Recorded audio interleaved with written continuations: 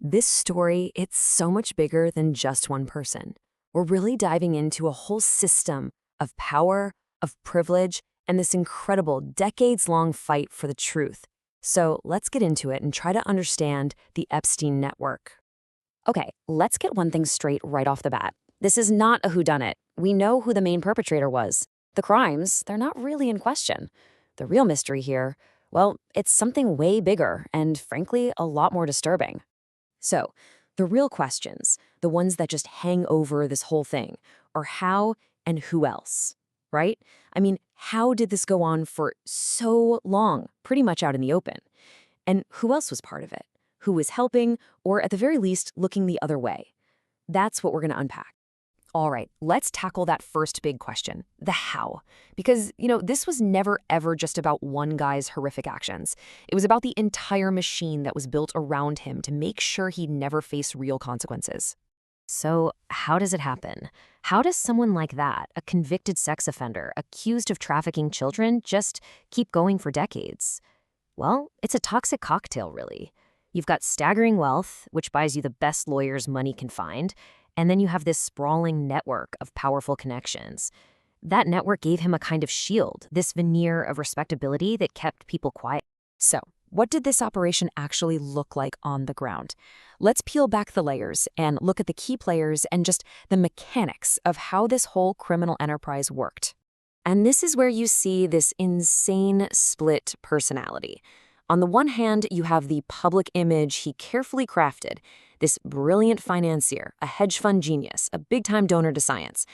But then, on the other hand, you have the horrifying reality, a criminal operation built on abusing young women and girls, with his right-hand woman, Ghislaine Maxwell, acting as his convicted accomplice.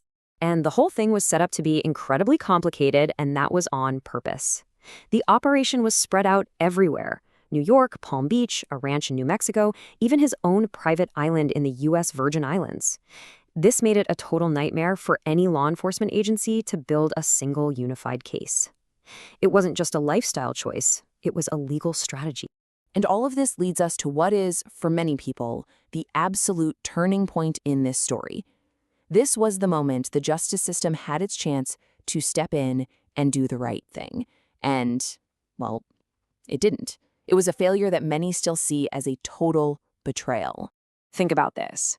Back in 2008, the FBI had done the work. They had a massive 53-page federal indictment ready to go. It was all there, detailing these incredibly serious crimes. It really looked like justice was right around the corner. But that federal case just vanished. Instead of facing charges that could have put him away for life, a secret deal was cut behind closed doors. He ended up pleading guilty to a couple of much less serious state charges. And here's the kicker. That deal didn't just protect him. It gave blanket immunity to any of his potential co-conspirators from federal charges. It was a complete shutdown. And the result of that sweetheart deal? A measly 13 months. And not even in a real prison, but in a county jail where he got to leave for work release 6 days a week. Imagine being a survivor and seeing that. The message it sent was loud and clear. This man was untouchable. And for about 10 years, that deal held up.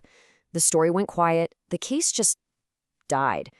But then, a decade later, investigative journalism did what the legal system failed to do. It blew the whole thing wide open again.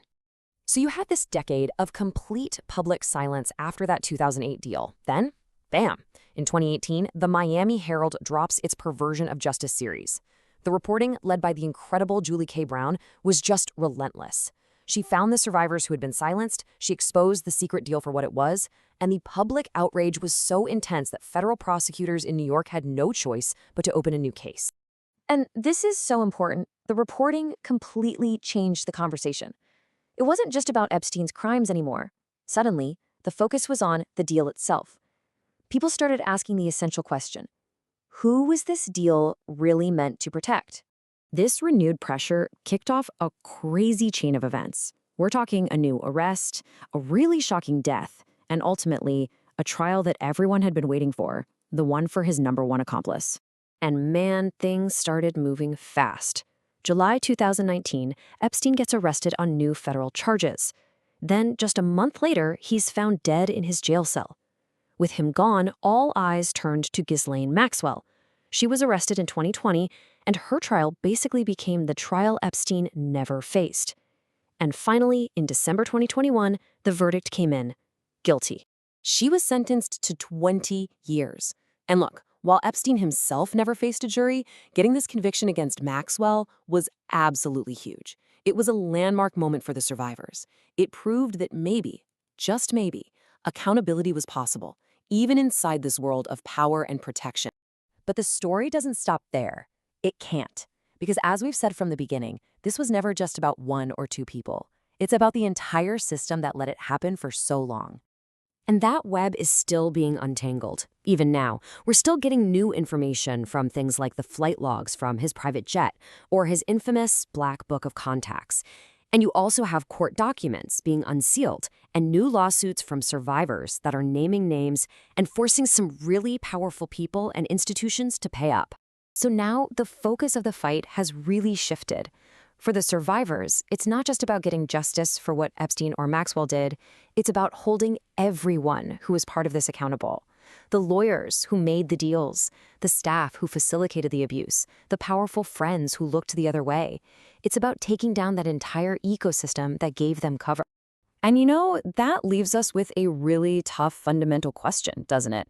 The whole Epstein saga is like an X-ray of our justice system, showing in stark detail how money and power can create a completely separate set of rules. It shows how the system can be bent or just plain broken. So the real question for all of us is, how do we stop this from ever happening again? How do we fix a system that allows for two different kinds of justice?